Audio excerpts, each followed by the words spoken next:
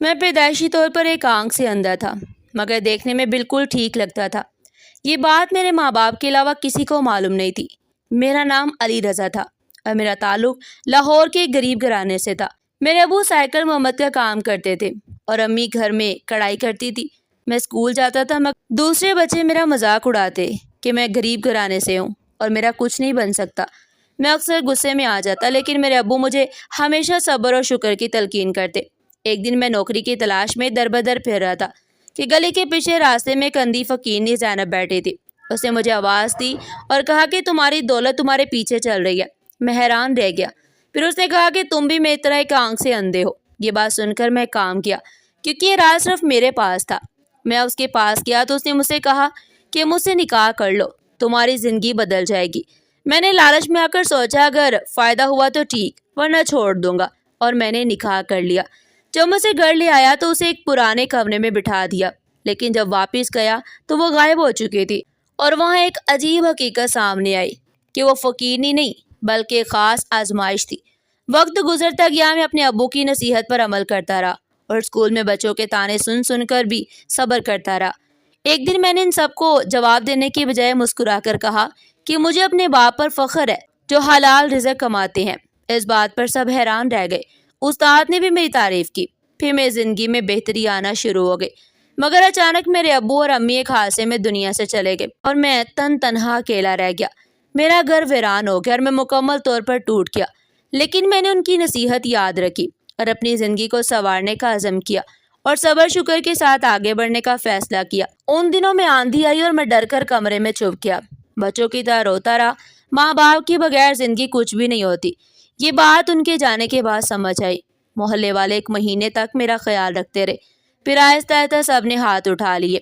ایک دن محلے کے کچھ بزرگ آئے، انہوں نے کہا کہ اس طرح بیٹھے رہنے سے کچھ نہیں ہوگا، تمہیں آگے بڑھنا ہوگا، تم پڑھائی کرو اور زندگی سنوارو۔ میں نے مزدوری بھی شروع کر دی اور ساتھ ساتھ پڑھائی بھی کرتا رہا۔ جیسے تیسے کر کے میں نے تعلیم مکمل کرنے کی کوشش کی، مگر دل ہر وقت اداس رہتا۔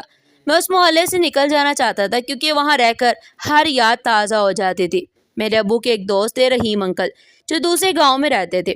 انہوں نے مجھے کہا کہ اگر تم یہاں نہیں رہنا چاہتے ہو تو میرے پاس آ جاؤ، اکیلے کب تک رہو گے؟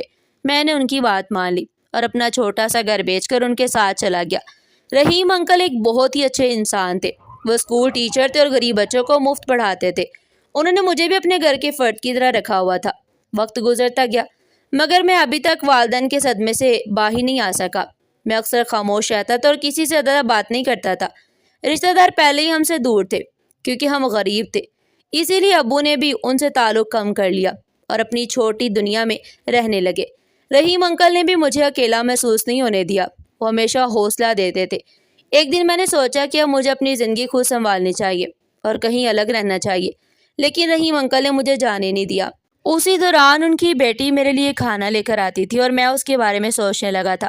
میں نے ایک دن ہمت کر کے اسے شادی کی بات کی، لیکن وہ غصے میں آ گئی اور بولی کہ وہ کسی اور کو پسند کرتی ہے اور میں اس کے لائق نہیں ہوں۔ اس بات سے مجھے بہت دکھ ہوا اور میں وہاں سے چلا آیا۔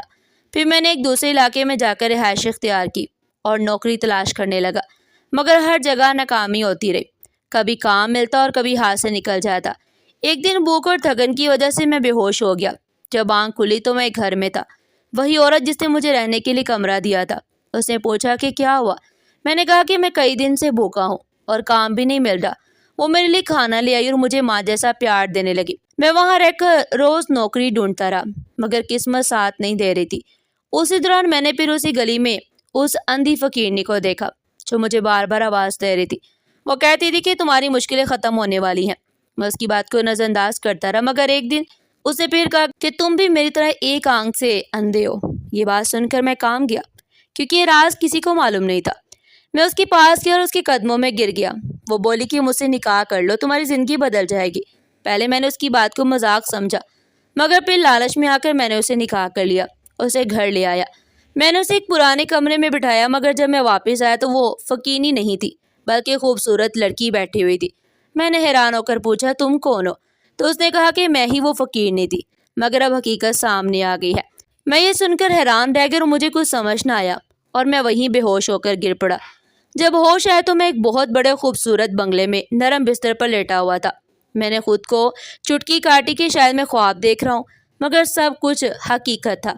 وہی فقیرنی عورت میرے سامنے آئی۔ میں ڈر کر ایک طرف ہٹ گیا۔ وہ مسکرا کر بولی، ڈرو نہیں، میں تمہاری خیر خواہ ہوں، تم نے میری بہت مدد کی ہے، اب یہ محل، یہ دولت، یہ سب تمہارا ہے، کوئی تم سے یہ نہیں چھین سکتا۔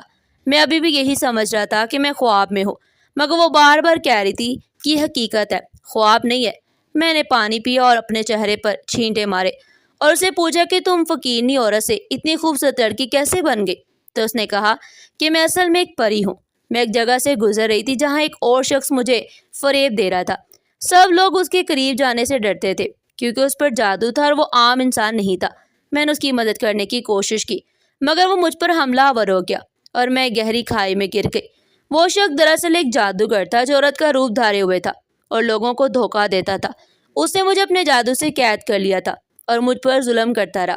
وہ چاہتا تھا کہ میں اسے شادی کروں تاکہ وہ اور زیادہ طاقتور ہو جائے، مگر میں نے انکار کر دیا۔ وہ مجھے روز تکلیف دیتا رہا اور آخر کار میں اس کی قید میں آ گئی۔ پھر اس نے مجھے حکم دیا کہ میں اس کی بات مانوں، مگر میں نے ایک شرط رکھی کہ میں تہہ خانہ دیکھنا چاہتی ہوں۔ جب میں وہاں گئی تو میں نے دیکھا کہ وہاں بہت سے معصوم بچے قید تھے اور میں نے فیصلہ کیا کہ میں ان سب کو بچاؤں گی۔ اس نے مجھے دھمکی دی کہ یا تو میں اسے شادی کروں یا ہمیشہ کی قید میں رہوں، مگر میں نے حوصلہ نہیں ہارا۔ میں نے اس کے لمبے بال جو اس کی طاقت کا راز تھے موقع پا کر کاٹ دیے اور آگ میں ڈال دیے، جس سے وہ جل کر ختم ہو گیا۔ مگر مرتے وقت اس نے بد دعا دی کہ میں پھر سے ایک بوڑھی اندھی فقیرنی عورت بن جاؤں اور کوئی مجھے ٹھیک نہ کر سکے۔ اسی لمحے میں واقعی فقیرنی بن گئی اور میری بینائی بھی چلی گئی۔ میں سالوں تک اسی حال میں بھیک مانگتی رہی۔ پھر ایک دن ایک اور پری نے مجھے بتایا کہ میری نجات صرف اسی انسان سے ممکن ہے جو ایک آنکھ سے اندھا ہو اور مخصوص رات میں پیدا ہوا ہو۔ میں تمہیں ڈھونڈتی رہی اور آخر کار تم تک پہنچ گئی۔ تم سے نکاح کر کے میں آزاد ہو گئی۔ یہ دولت بھی تمہاری ہے اور تم ایک نیک انسان ہو، اس کا صحیح استعمال کرنا ہے۔ یہ سب کہہ کر وہ پری غائب ہو گئی اور مجھے لگا جیسے میں ابھی بھی خواب میں ہوں، مگر یہ سب حقیقت تھی۔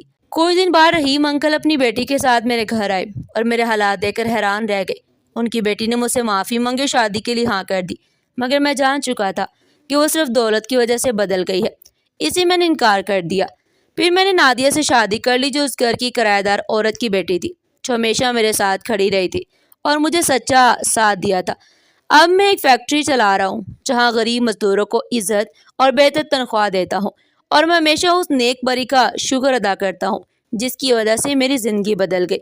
ناظرین، آپ کو ہماری آج کی یہ کہانی کیسی لگی؟ کمنٹ سیکشن میں اپنی قیمتی رائے کا اظہار ضرور کیجیے گا، اور اس طرح کی مزید سبق و مسکرانے سننے کے لیے چینل کو سبسکرائب کریں، میرے کو لائک کریں اور زیادہ سے زیادہ شیئر کریں۔ پھر ملتے ہیں ایک نئی کہانی کے ساتھ، تب تک کے لیے اللہ حافظ۔